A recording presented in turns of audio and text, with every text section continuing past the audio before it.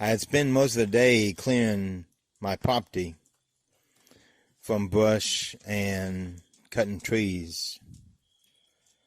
My wife had always gone to sleep, and I was sitting there watching a movie with a beer in my hand, relaxing and getting ready for the drowsiness to come over me, and I go to bed as well. It was about 10 o'clock that night, and there wasn't really a moon out. I remember. I think it might have been a new moon. The outside area was pretty dark, although I did have a floodlight near my front porch. My old blue tick hound laid at my side, his chin resting on my leg.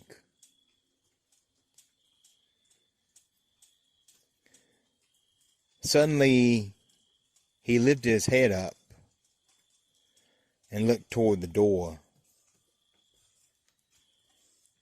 I never heard anything, but apparently he did. Now, Blue isn't a violent dog, but he is really protective of me and my wife. So his hair on his shoulders started raising up, and so did the little bit on the back of his neck, as he let out a small, low, but very threatening growl. He had only done that a few times, and when he did, he felt like he, or one of us, was in danger. He crawled off the couch and walked toward the door, letting the growl get a little bit louder. Not quite a bark, just enough to let you know to stay away from him at this time. And that's when I heard the knock on the front door. Well, I looked outside my window, and I saw the floodlight hadn't come on, which was odd. But this is Oregon. I mean, the days and nights are, to say at least, stay pretty chilly compared to most of the other states in America. So I walked up to the front door, turned my porch light on, and I looked through the peephole in my door. What I saw there was a young boy and his daughter. Neither one a teenager.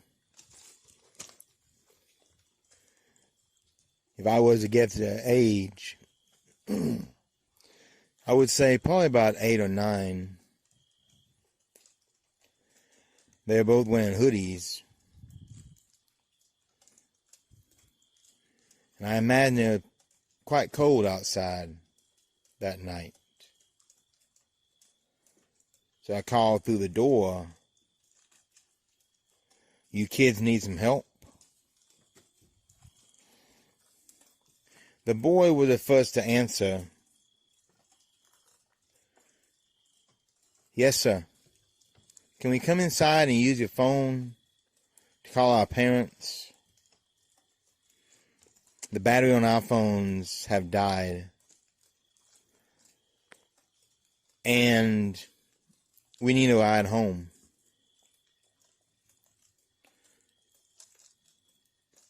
Well, I'm not a mean person, and I have a heart. I don't want 2 kids freezing on my doorstep. So I moved the chain from the top of the door. I even undid the deadlock. And I was about to turn the knob and let them in. Well, I noticed they kept both looking down at the ground at my porch. They even turned toward each other, still while looking toward the porch and their feet. That's when I started getting the feeling that maybe these two kids won't tell me the exact truth. And of course, Blue was not having it, standing by my side, teeth bared, growling, and looking quite menacing for an 80-pound dog.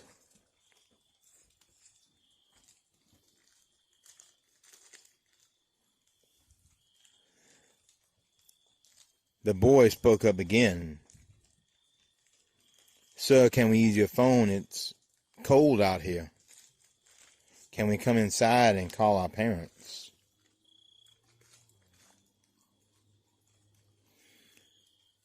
And that's when I started getting the feeling that maybe that would not be the best idea I had today. I can't explain it. It was like my gut or my instinct or whatever tells you you're in danger was telling me I was in danger. Which is surprising, being I'm like 6 foot and well over 200 pounds. All lean muscle. But looking down at Blue and looking back at the children on my porch, I realized this was suspicious. And the more I thought about it, the more I realized I don't want them in my house.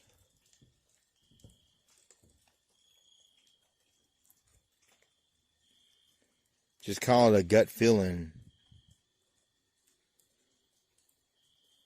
But I decide right then and there, you're not coming to my house.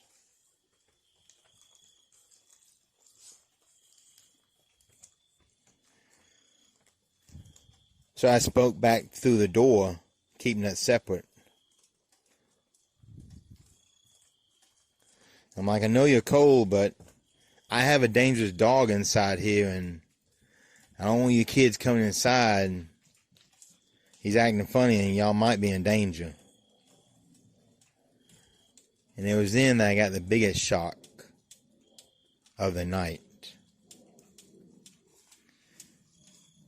I mean, at the exact same time, in unison, they both lifted their heads and faces toward the little peephole in the door.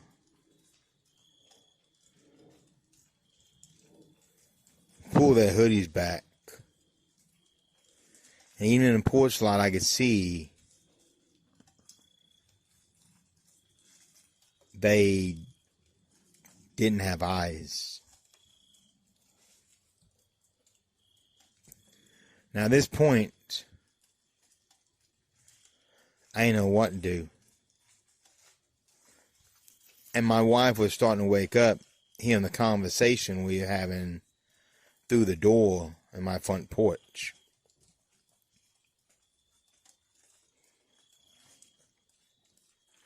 One of them touched the doorknob, and when they did, Blue came alive. He lunged at the door, barking, scratching, hair raised up, ready to go through the door and maim the danger on the other side.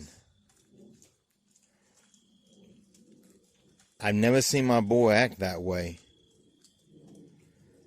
But he was bound and determined if they came in, he was going to be the first one to meet them.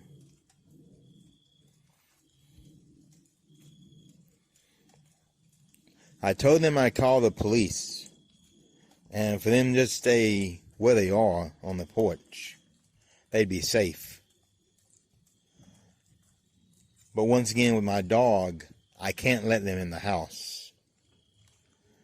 By the time my wife had walked up on us and asked what's going on. And the boy said again, staring through the keyhole, the peephole of the door, with those black hollow eyes, and said, "Ma'am, we're cold out here. Can we come inside and call our parents?" And this time, it wasn't so innocent, but a little bit louder, a little bit more forceful. And it felt as if someone's will power was trying to force mine to open the door. In fact, my hand, I had not noticed before, was now laying on the doorknob, almost ready to turn it.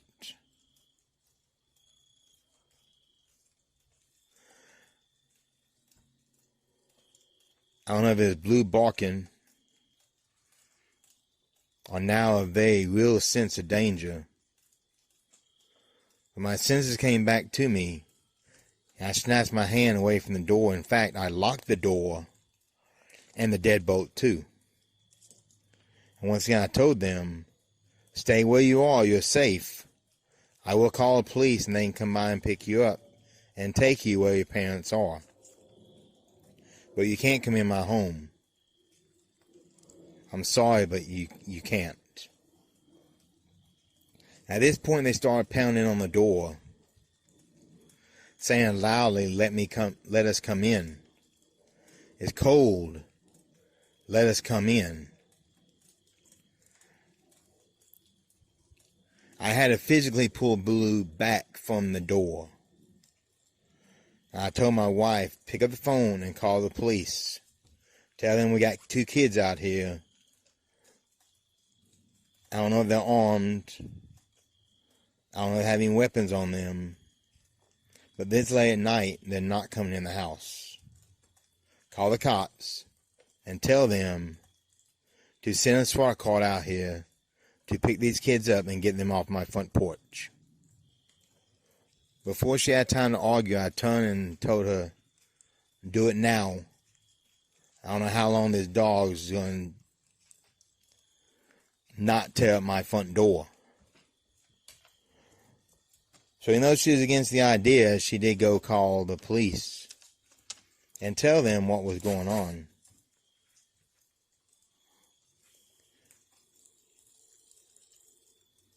It was as if they could hear through the door. As soon as she got on the phone with the policeman or whoever answered the phone at the station, they stopped pounding. In fact, when I looked back through the peephole, they had both stepped off my porch and was walking back toward the road.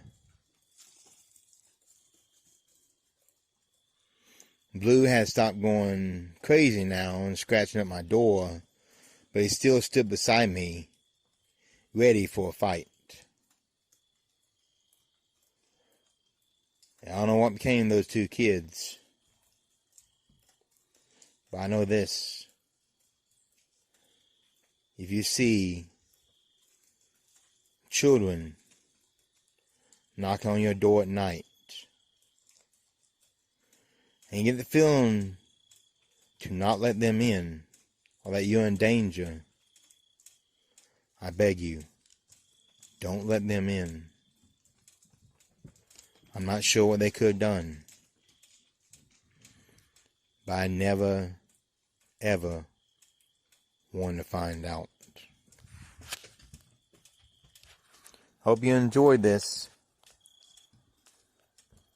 If you did, do yourself a favor and subscribe, like, and ring the bell overhead so when I drop a new video next week, you'll be the first to know. And just give a heads up, I'm working on some merchandise now, so if you're interested in that too, in a couple weeks, I'll probably have that link up as well. And being how this is Halloween or Samhain, however you celebrate it, I'm going to drop another video in a couple of days. Probably tomorrow, being how it's getting so close to Halloween. So come back and enjoy that one. Check it out, and